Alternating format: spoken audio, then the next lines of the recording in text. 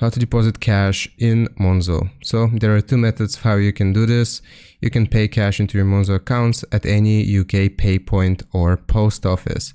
So how we do it at a pay point, you gotta go to a shop with the pay point logo, and then you tell them how much cash you would like in your Monzo account, and then you will give them your card and the cash, and then they will swipe the card and give it back with a receipt. It should take about 10 minutes to show up in your account. If you want to do this at a post office, you will go to any post office, tell them you'd like to pay cash into your Monzo account, and again how much. You will give them the cash. They'll ask you to insert your card into the card reader and follow the instructions on the screen. You won't need to enter your PIN code, and again, or this time, the deposit should appear in your account immediately, and you will be charged £1 for each deposit. So I hope this helps you out. Leave a like and sub, and I'll see you next time.